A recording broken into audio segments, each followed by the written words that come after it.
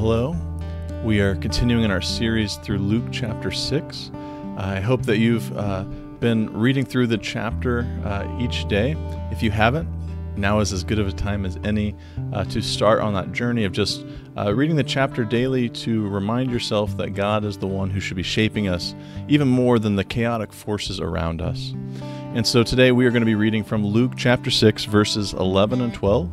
And we are going to listen for what God has to say to us. And so if you just take a moment to invite God to turn your heart, your eyes, your ears over to what God might say in this time.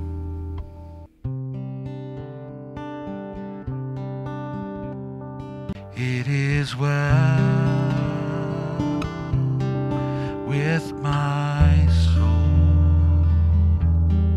It is well with my soul. It is well with my soul. Our reading today from Luke chapter 6, verses 11 and 12. But the Pharisees and scribes were filled with fury and discussed with one another what they might do to Jesus. Now during those days, Jesus went out to the mountain to pray, and he spent the night in prayer to God. The word of the Lord. I had intended to do this devotion today just on verse 12, just on Jesus going to pray. And as I read those words today, I was thinking about it saying, now during those days. And I felt like we just had to talk and remind ourselves of what's happened in this chapter. That Jesus chose to pray while people with power, with titles, with authority, were filled with anger and fury at him. And not only were they mad at him, but they are scheming and devising what they might do to Jesus. And that is not a fun place to be in. But it is a place that many of us know, that we've experienced, this time where it feels like everyone is against me. And in the midst of that, what does Jesus do? What he doesn't do is start running to each Pharisee and scribe and trying to figure out how to appease them, figure out how to make them calm or peaceful. Jesus is intentionally going about praying to God and asking what God might do and what God might say in that moment.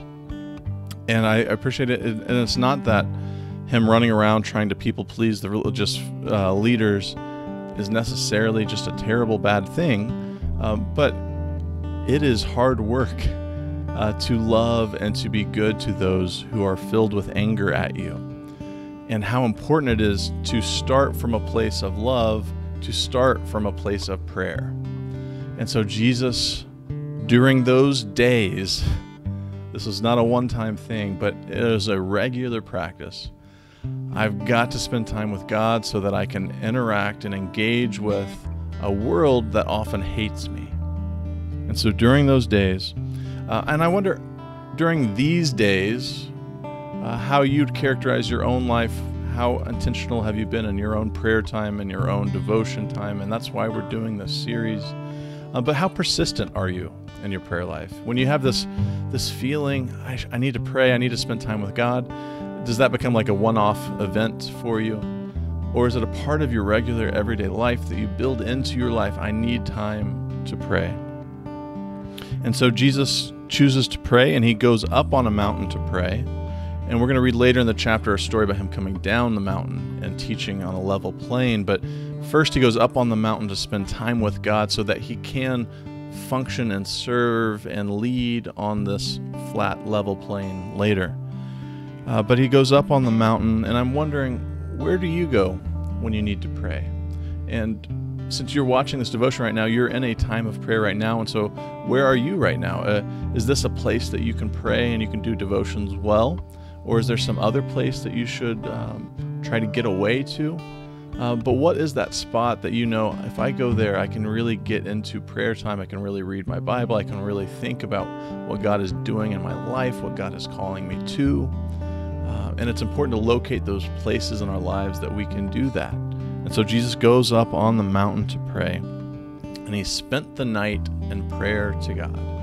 And this isn't a quick little short prayer time. This is a prayer time that is a long time. And we'll see later in the Gospels, before Jesus' crucifixion, that he's going to try to spend the night in prayer, and the disciples keep falling asleep. But Jesus was strong in his prayer life, spent a lot of time, regular time. And so if Jesus needs to spend all of that time and needs that practice, how much more do we need to spend that time? And so I'm wondering, when's the last time you spent a long duration of time focused on God and focused on your spiritual life with God and what God's calling you to and what God's calling you from? Because sometimes that's like a retreat. Maybe you've done a weekend retreat where you've gotten away. Maybe that's being intentional, like just in the series of, I'm going to read Luke 6 every single day. I'm going to read my scripture. I'm going to pray. I'm going to listen to devotions. When have you been devoted to, I've got to listen to where God is calling me? And so Jesus spent the night in prayer. He spent, when the darkest hours were happening, in prayer that God might give light to what he should do during the day. And so I just want to invite you and remind you of how important prayer is. And it's one of those things that is not just meaningful on a subjective level. There's all sorts of science about those who pray and what it does to their emotional state and their anxiety and their stress. And so prayer is a wonderfully good thing. And we give our time and our energy to a lot of things. How much time are you giving to your prayer time, to prayer life? If you are struggling with how to pray, we did a sermon series along maybe last year. I'll put links in the YouTube video, and I'll put a comment in the Facebook to some of the audio sermons from that series. But there's a lot of ways to pray, so it doesn't matter what your personality type is, what your interests are. There's a way to pray. Some people that's journaling, some people that's sitting in silence, some people it's prayer walking and getting out and praying as you move around the world. For some people it's reading scripture and meditating on it in different kinds of ways. But find the way that you can pray regularly and with consistency and with depth, and listen to what God is calling you to do. And so I just want to close this devotion time with an invitation that when this video ends, just spend some time in silence.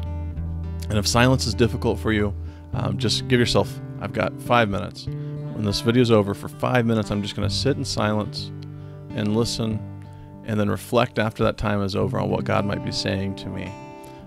For those who are good with silence, pick whatever duration of time that you feel is needed. But just sit, because there's so many forces coming at us and so many news stories and political persuasions and all sorts of things happening right now. What is it just to sit in silence, to go find that mountaintop and listen and pray to the God who loves and redeems you today? So would you go and sit in that peace today?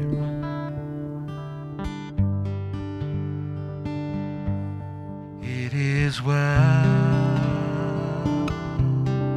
with my